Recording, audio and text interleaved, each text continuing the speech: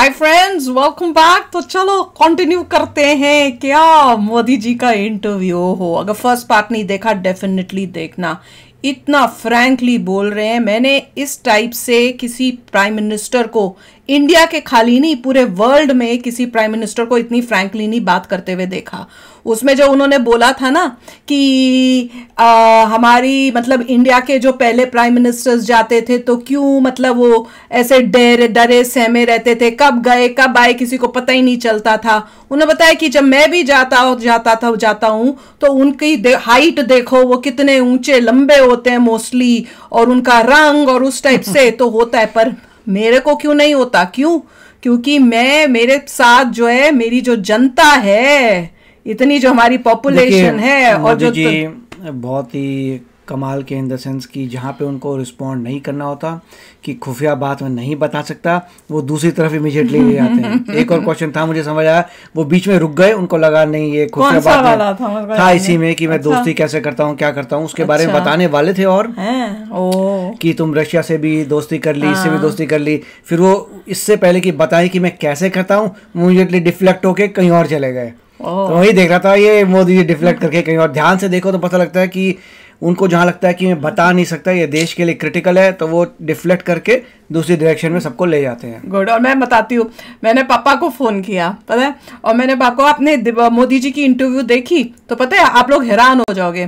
पापा ने कहा हाँ शुरू की थी, पर वो बीच में अटक गई, बफरिंग आने लग गई। मतलब इतनी दुनिया, वो कह रहे थे इतनी दुनिया उसको देखने लग गई, तो उस टाइम बफरिंग ही आने लग गई कि वो देख ही नहीं पाए। मैंने कहा कोई नहीं, अब मेरी वीडियो के थ्रू देखना। बड़ा मजेदार है। मैंने कहा भी एक पार्ट के बाकी सारा हम देखेंगे, तो आप वो सारा देखना, आपको बहुत अच्छा लगेगा। क्योंकि पापा को तो बहुत इंटरेस्ट है, वो तो बड़े ध्यान से सुनेंगे सारी इंटरव्यू और उसको एनालाइज करेंगे। तो चलो वीडियो शुरू करते हैं। वीडियो शुरू करने से पहले अगर आप चैनल पर नए हो और आपने अभी तक सब्सक्राइब नहीं किया तो जल्दी से पहले सब्सक्राइब के बटन और बेल आइकन को क्लिक कर लो, ताकि आपको हमारे सारे न्यू वीडियोस के नोटिफिकेशन मिल जाए जैसे हम अपलोड करें। अगर आपको वीडियो पसंद आता है प्लीज लाइक एंड शेयर। चलिए शुरू करते हैं।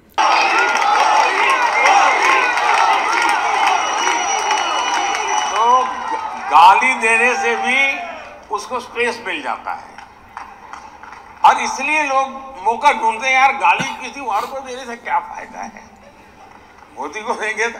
और इसलिए जल्दबाजी, उनको पता होना चाहिए कि यार कुछ तो होगा, ये कुछ तो चलता होगा, बोलता नहीं है कुछ करेगा, ये इनको समझ होनी चाहिए। अब इतने साल हो गए, अब मेरा और मेरे कोई सीक्रेट कुछ नहीं है, ओपन है जी। कोई ढंग से इस बराबर स्टडी करे, मीडिया के लोग भी नहीं करते जी, माफ करना।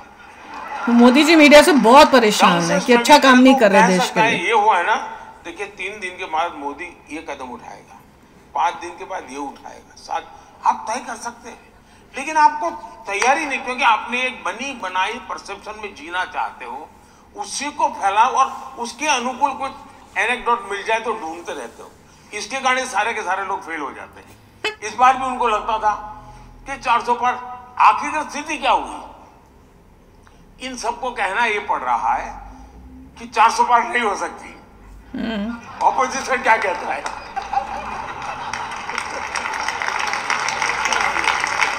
तो उनको समझ ही नहीं आया कि कहाँ ले जा रहा हूं मैं। अपना कोई एजेंडा ही नहीं है, मोदी जी के एजेंडे पे आ गए। 3 चरण के बाद किसी ने उनको कहा, मोदी जी को बड़ा मजा आया, पूरा कैंपेन ही लड़ रहे हो, वो तो मोदी जी पे। मोदी 400 पार जाएगा कि नहीं जाएगा? मोदी जी को भी बड़ा मजा आ रहा है कि कैपेल हो गए बेवकूफ। अब एक नई सलाह आपको दी गई है कि भाई पाकिस्तान से जरा डर के रहो, उसके पास न्यूक्लियर बम है। ये हमने रोका था। ऐसा है वो ताकत को मैं खुद लाहौर जाकर के चेक करके आया।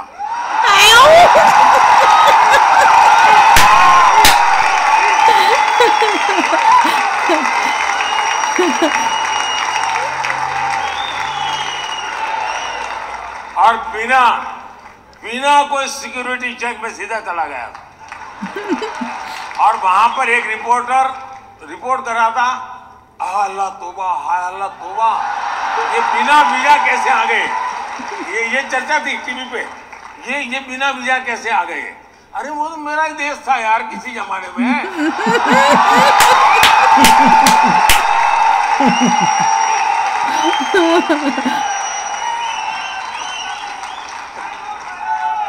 पहले मोदी जी हम लोग परेशान रहते थे पाकिस्तान से, यहाँ आए मार के चले गए, यहाँ आए मार के चले गए, फिर संदिग्ध स्ट्राइक हुआ, एयर स्ट्राइक हुआ, वो पिछले टर्म की बात थी। इस टर्म में पाकिस्तान के लोग बड़ी लंबी लिस्ट दे रहे हैं, अननोन आदमी आके मार जाता है। मुद्दा वो नहीं है। पाकिस्तान के लोग परेशान हैं, मैं जानता हूँ। उनकी परेशानी का कारण भी मैं हूँ, ये भी मैं जानता हूँ।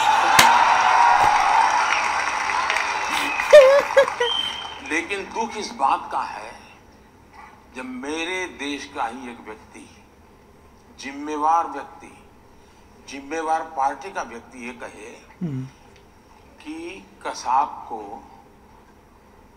यानी कसाब ने हमारे देशवासियों को नहीं मारा था, हमारे देशवासियों ने ही हमारे देशवासियों को मारा था। पाकिस्तान की फेवर में, कसाब की फेवर में, मेरे देश के एक पार्टी जो सालों तक सत्ता में रही है, जब 26/11 हुई तब वो पावर में थे, उनकी तरफ से जब ये बयान आ जाए कि ये कोई पाकिस्तान के लोगों ने आतंकवाद नहीं किया था, हिंदुस्तान के लोगों ने किया था, तब जाकर के माथा शर्म से झुक जाता है, बहुत दर्द होता है। बिल्कुल। मुझे मेरी वहां से खबर आए कि भाई हमारा ये मारा, हमारा वो मारा, हमारा ठिकाना मारा। अब वो रोते रहे वो तो मैं समझ सकता हूँ, यहाँ वाले क्यों रोते मैं समझ नहीं रहा। यहाँ वालों ने एक और ऐसी बात कही थी जो बहुत शर्मनाक है। जब राम मंदिर बन के तैयार होने वाला था तो उद्धव ठाकरे की पार्टी के प्रवक्ता ने कहा कि ट्रेन में राम भक्तों को ले जाएंगे और पाकिस्तान की मदद से उस ट्रेन के ऊपर गोले बरसाएंगे, लोग मर जाएंगे, दंगे होंगे और फिर मोदी जी चुनाव जीत जाएंगे। अब दंगे तो नहीं हुए, होंगे भी नहीं, कोई ट्रेन भी नहीं चली। घटिया इंसान है। अब जाकर के उनको किसी ने पूछना चाहिए कि भाई आप कोई दवाई ववाई लेते हैं कि नहीं लेते हैं? मोदी जी दवाई नहीं, उन्हें मेंटल हॉस्पिटल में डाल दो अंदर, तो असाइलम में जाके भाई। चलिए आप ये सवाल नहीं पूछ सकते, लेकिन उनकी हेल्थ का तो पूछो ना, उनको पागल खाने भेजो। आगर का पागल खाना फेमस है, क्योंकि ऐसी बात वो मुंह हो गया भाई। कोई स्वस्थ मनुष्य थोड़ा करता है।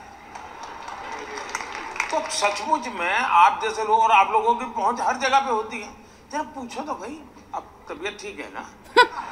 पागल खाने गए कि नहीं गए? पूछना चाहिए उनको। कुछ नहीं हुआ फिर भी 400 पार।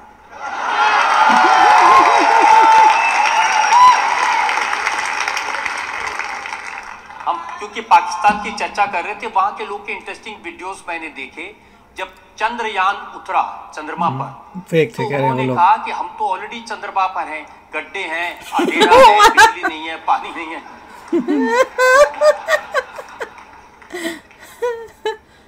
ऐसा है, उनके लिए झंडे पर चांद है तो बहुत कुछ है।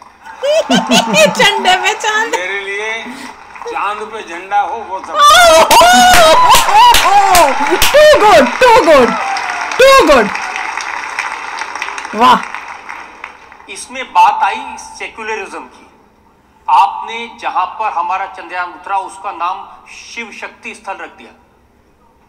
ये देश का दुर्भाग्य है कि हर चीज में वोट बैंक के नजरिए से देखा जाता है।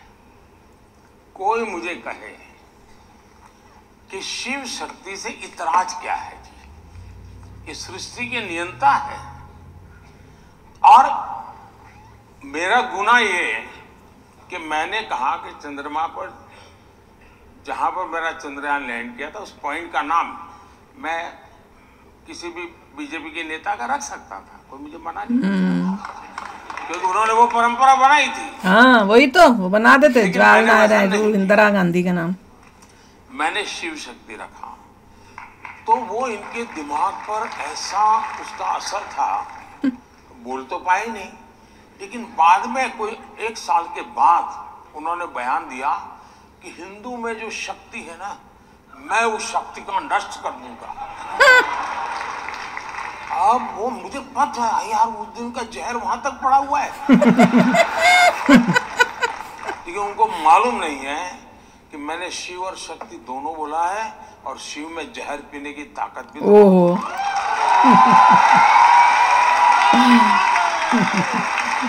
कमाल है। अब राम मंदिर के प्राण प्रतिष्ठा का इतना समारोह हुआ, राम मंदिर बना, इस पर भी उनकी आपत्ति है।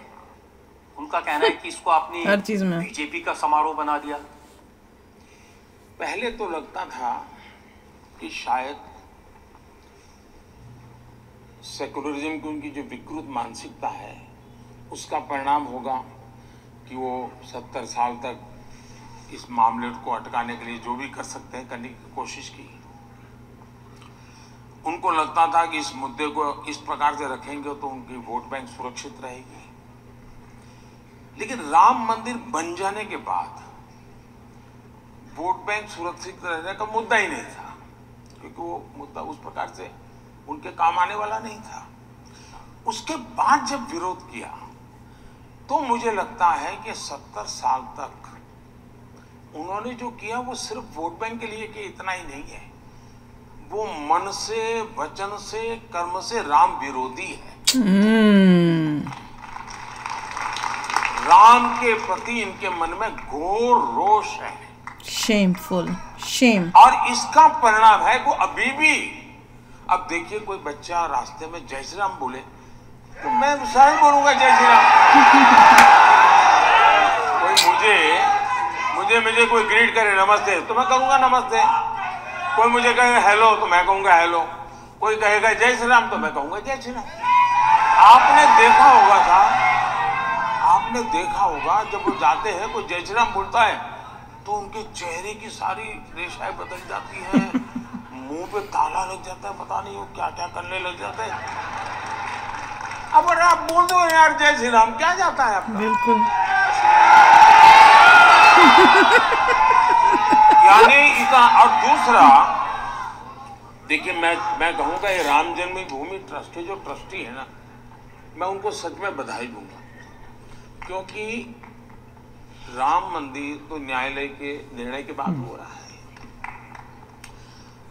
सारी दुनिया को मालूम है कि न्यायालय में भी रुकावट डालने का काम कौन करता था।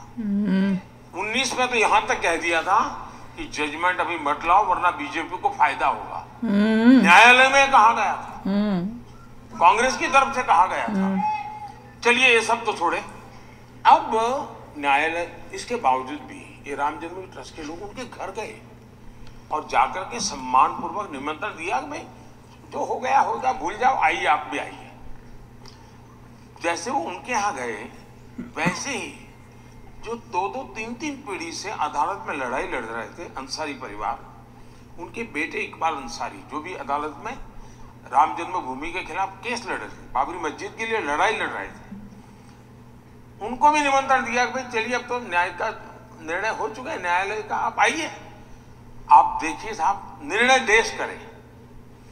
इकबाल अंसारी जो कि जीवन भर उनका परिवार बाबरी मस्जिद के लिए अदालतों में लड़ता रहा, राम जन्मभूमि के विरुद्ध में लड़ता रहा, लेकिन चूंकि सुप्रीम कोर्ट ने न्याय दिया है, वो स्वयं प्राण प्रतिष्ठा के कार्यक्रम में आकर के बैठे और इन लोगों ने बहिष्कार किया। देखो ये डिफरेंस अच्छा और बुरा इंसान होती है कि क्या सोच है। वही तो। इतना ही नहीं, मुझे बाद में पता चला लोग हैं वो कि श्रीमान इकबाल अंसारी वो कोई अमीर व्यक्ति में सामान्य परिवार के व्यक्ति है।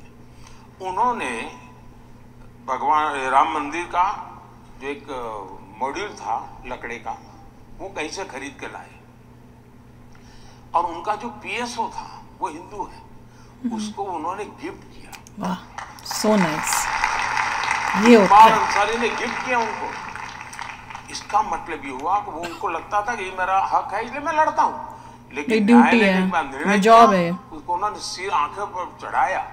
तो इकबाल अंसारी को सेकुलरिज्म सही है कि इनका सेकुलरिज्म सही है? वही तो, सेकुलरिज्म का मतलब ये होता है। ये चिंता का विषय है देश के लिए। वेरी गुड, बहुत अच्छा एग्जांपल दिया। आजकल आपको सांप्रदायिक, कम्युनल, हिंदू मुसलमान करने वाला कह रहे हैं। ऐसा है कि या तो किसी ने नई डिक्शनरी लिखनी पड़ेगी, क्योंकि सारी डिक्शनरी खाली हो गई। मुझे गाली देते देते सारी डिक्शनरी के शब्द प्रयोग खाली हो और सारे गलत यूज कर रहे हैं मोदी जी। अब उनके पास तो गालियां ही नहीं बची हैं, तो घूम फिर करके वो हिंदू मुसलमान बोले बिना उनके वोट बैंक को जगा नहीं सकते। वही तो, क्योंकि काम तो किया नहीं 60 साल तक। किसी मुसलमान बच्चे को पढ़ाया होता, उसको कहीं अच्छा रहने के लिए घर दिया होता, उसको टॉयलेट दिया होता, उसके घर में बिजली दी होती, बच्चों की अच्छी, वो तो किया नहीं। तो उनको डराओ, मार देंगे, ये आएंगे तो काट देंगे, ये मोदी है। अब फिर उसमें योगी जोड़ दिया।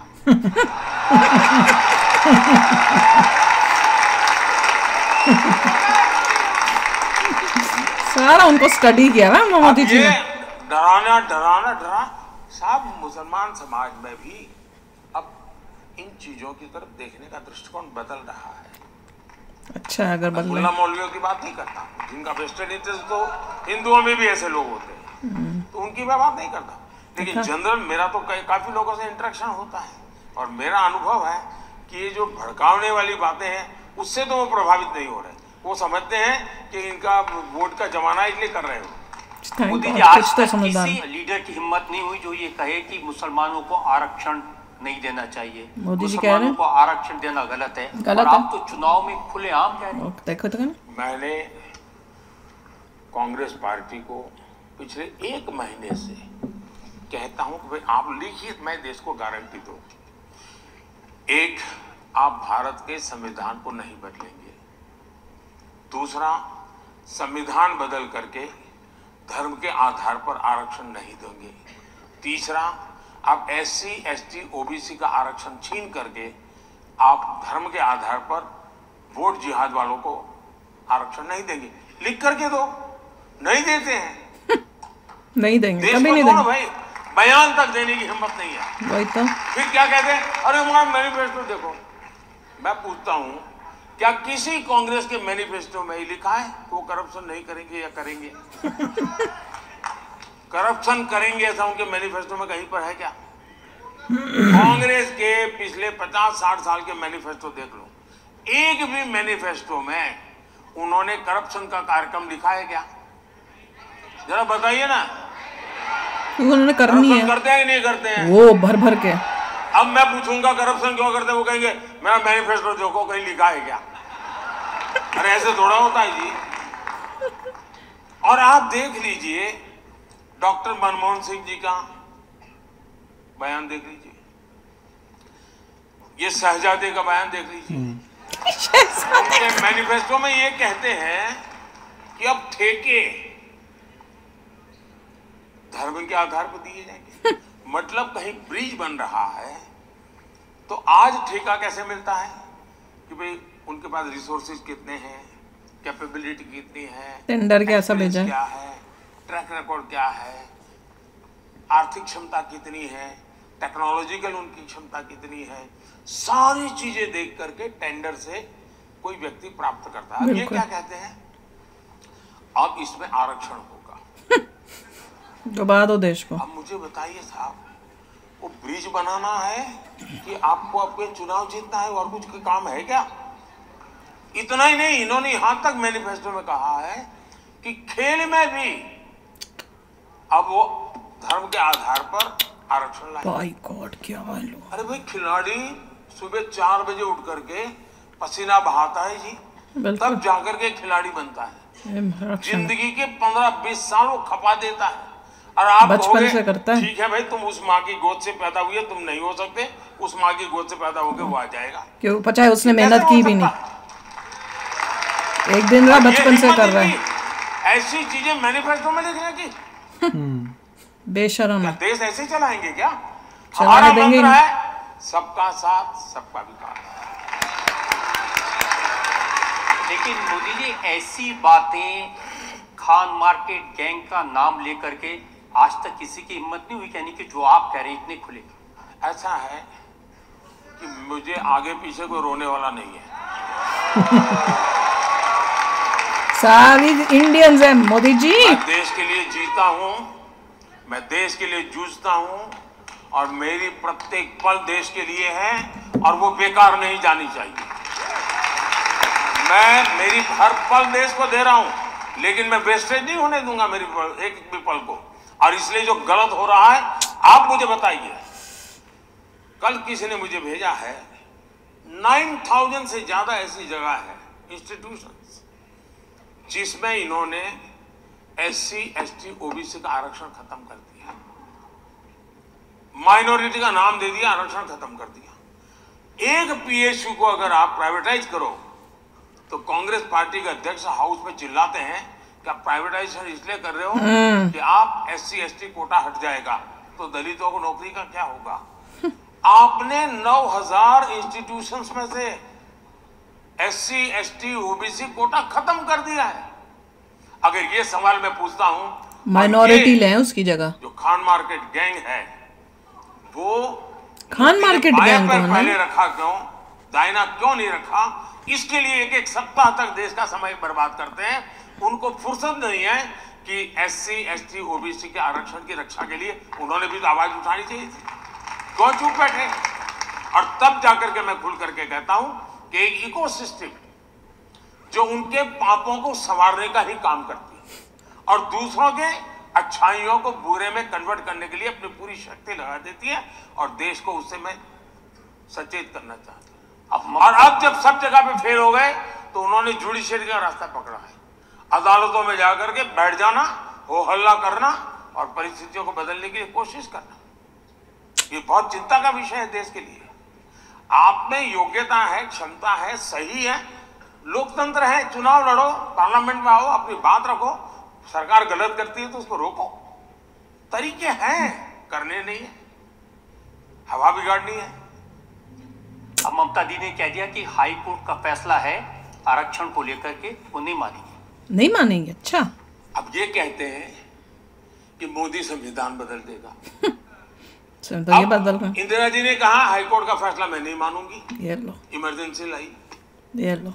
ये इसी चट्टे बट्टे के लोग हैं, सच्चे में वे लोकतंत्र को नहीं मानते हैं। उनके लिए चुनाव लोकतंत्र की श्रद्धा नहीं है, चुनाव सत्ता प्राप्त करने का एक जरिया है। उनकी श्रद्धा लोकतंत्र में, मतदाता में, संविधान में, भारत के रूल्स एंड रेगुलेशन में नहीं है। और इसीलिए मैं जो परिवारवाद के खिलाफ बोलता हूं ना, क्यों बोलता हूं? क्योंकि लोकतंत्र के प्रति श्रद्धा जब समाप्त हो जाती है तब जाकर के आपको परिवार के वाद के भरोसे चलना पड़ता है। और ये सारे लोग, कोई मुझे कहे, कोई किसी कॉन्स्टिट्यूएंसी में जाकर के कहे कि मैं मेरा बेटा आपको सुपुर्द कर रहा हूं, ये कौन सा लोकतंत्र है जी? ये कौन सा लोकतंत्र है? जनता जनार्दन तय करती है जी। वो पापा की कॉन्स्टिट्यूएंसी है। सवाल वही है। वो तो एल्बम तो दिखा रहे हैं, दादी से शुरू होता है एल्बम। क्या दिखा रहे हैं? क्या बोले तुम मोदी जी? क्या शिकायत उन सब लोग की ये है कि लेवल प्लेइंग फील्ड नहीं है। कोई बेल पे है, कोई जेल में है, लड़े कैसे? काम ऐसे किया तो क्या करें हम? नहीं करने थे। लेवल प्लेइंग फील्ड की बातें करते हैं। अब देखिए, नाचना नहीं तो आंगन बांका, ऐसा कैसी कहावत है ना? नाच ना जाने आंगन टेढ़ा, नाच ना जाने आंगन टेढ़ा। हाँ, ऐसी कहावत है। अब पराजय निश्चित है। अब सवाल यह है कि एक तो है भी मॉरल विक्ट्री घोषित करो, दूसरा है ईवीएम को गाली दो। अब आपने देखा होगा कि तीसरे चरण के बाद ईवीएम मैदान में आ गया है। आ गया? अच्छा। ईवीएम के लिए रोना धोना, अच्छा, आंकड़े क्यों पहले नहीं आए, बाद में क्यों नहीं आए। ड्यूरिंग इलेक्शन हर हफ्ते सुप्रीम कोर्ट में विवाद खड़े कर दिए जाते हैं। ओ, मतलब बहुत सोची समझी साजिश रणनीति के तहत भारत के लोकतंत्र की दुनिया में प्रतिष्ठा न बने। भारत का लोकतंत्र बहुत जीवंत है, भारत के मतदाता बहुत जागरूक है, भारत की चुनाव प्रक्रिया ट्रांसपेरेंट है। इस पर वो सवालिया निशान खड़ा करना चाहते हैं ताकि दुनिया में, और ये हरकत छोटी नहीं है जी, इसको गंभीरता से लिया जाए।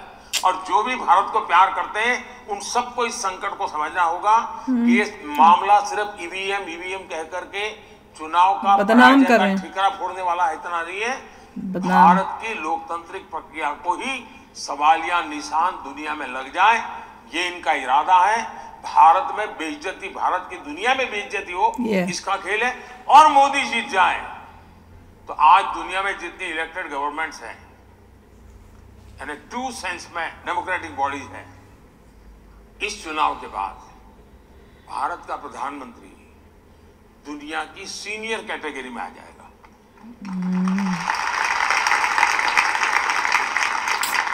हर ग्रुप में वो सीनियर मोस्ट होगा। वाह।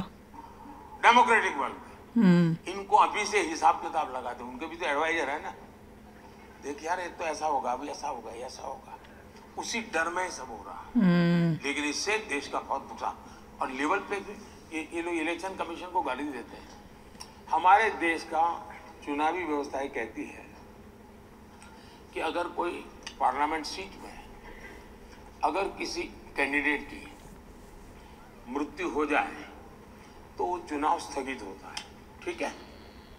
अगर कोई पार्लियामेंट का कैंडिडेट उसका स्वर्गवास हो जाए तो वो सीट, चुनाव स्थगित हो जाता है, उसकी डेट बाद में आती है। कोई मुझे बताए कि राजीव गांधी नाम का एक व्यक्ति जो पार्लियामेंट के चुनाव का कैंडिडेट था, उनकी आतंकवाद में हत्या हो गई, उनकी सीट कैंसिल होनी चाहिए थी, रुकनी चाहिए थी चुनाव। लेकिन उस समय के इलेक्शन कमीशन ने पूरे देश का चुनाव रोक दिया। अच्छा। कोई लॉजिक नहीं था। और करीब 21-22 दिन दिए और उनके अस्थि लेकर के पूरे देश में यात्राएं चली और फिर चुनाव की डेट दी। इमोशनल कर दिया ना जनता को। बिल्कुल। देश के इलेक्शन कमीशन बाद में वो खुद कांग्रेस के कैंडिडेट बन के आडवाणी के खिलाफ चुनाव लड़ रहे थे। आप इलेक्शन कमीशन की बातें करते हो। और इसलिए जो न्यायिक हो रहा है वो उनको लेवल प्ले फील्ड नहीं लगेगा। बहुत स्वाभाविक है, क्योंकि उन्होंने अब तक स्पेशल कैटेगरी, स्पेशल फायदा उठाया। मेरी पार्टी के अध्यक्ष, दुनिया की सबसे बड़ी पॉलिटिकल पार्टी, मान्य ऑपोजिशन पार्टी, 26 जनवरी 15 अगस्त को मेरी पार्टी के उस समय के अध्यक्ष को 7वीं 8वीं लाइन पे सीट मिलती थी। पार्टी के अध्यक्ष इस देश के किसी इकोसिस्टम को नोटिस करने का मूड नहीं था। राजनाथ जी अध्यक्ष थे और मैं देखा कि 15 के अंदर उनका एक एमपी जो पार्टी का अध्यक्ष भी नहीं था, उसको 4th 5वीं रो में सीट थी। देश भर में तूफान मच गया, अपमान कर दिया। यानी कैसी आप लोग दरबारी करते हो, नहीं समझ आया। सुन जाना ये क्या बोला। मेरा सवाल बाद है में ऐसे बताना। लोगों पर। वो लोग बाद में लोकतंत्र एक लेवल पे भी है क्या?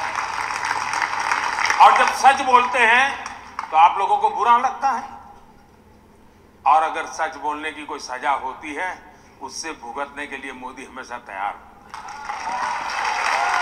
देखिए, उनको एक बात बहुत बुरी लगी है कि चुनाव से पहले 2 मुख्यमंत्रियों को जेल में डाल दिया। काम किए हैं ऐसे भाई। जेल में डालता है क्या, मुझे बताइए। चोरी करेगा तो भैया। आपने नोटों के ढेर देखे कि नहीं देखे? आप नोटों के ढेर देख करके आपको क्या लगता है? चोर है क्या? ये मेहनत की कमाई के पैसे हैं क्या? नोटों के पहाड़ पकड़े जा रहे हैं। अब नोटों के पहाड़ पकड़े जाए और सरकार कुछ करेगी नहीं तो आप कहेंगे यार कुछ एडजस्टमेंट हो चुका है पीछे से। आप यही कहेंगे। आप दिल्ली के बच्चों की जिंदगी बर्बाद करते हैं। हर स्कूल के बगल में शराब के ठेके लगा दिए जस्ट करप्शन करने के लिए और न्यायिक प्रक्रिया से। और अगर किसी को देखना है तो सुप्रीम कोर्ट ने झारखंड के सीएम के लिए कल क्या कहा है, दिल्ली के मंत्री के लिए 2 दिन पहले हाईकोर्ट ने क्या कहा है? क्या कहा है भाई? कोर्ट करती है निर्णय, हम नहीं करते हैं। न हम किसी को जेल भेज सकते हैं, न हम किसी को जेल में रख सकते हैं। ये निर्णय अदालत करती है। और मेरा मत है, अगर रेलवे के टिकट चेकर को आप तनख्वाह देते हो, उसका काम है ट्रेन में टिकट चेक करे और बिना टिकट वाले को जुर्माना करे, उसका काम है। आप काम करने वाले की तारीफ करोगे कि नहीं करोगे? मान लीजिए कहीं से हेरोइन पकड़ा गया 1500 करोड़ का, तो हेरोइन पकड़ने वाले को आप तारीफ करोगे कि नहीं करोगे? किसी गांव में किसी जगह पे चोरी हो गई और किसी पुलिस वाले ने हिम्मत करके चोरी पकड़ ली, तो गांव वाले मिलकर के उसका सम्मान करते हैं कि नहीं करते? ईडी 2200 करोड़ रुपया कैश पकड़ के लाया है। देश में पब्लिकली ईडी का सम्मान होना चाहिए। बिल्कुल, वही तो कि अच्छा काम कर रही है। चिल्लाते क्यों हो? इसका मतलब है कि 2200 करोड़ आपका गया है। आप में तो कोई दर्द है क्या? 2200 करोड़ गया तो खुश है, मिल गया। आप में से किसी को दर्द है क्या? खुश है मोदी जी, खुशी है।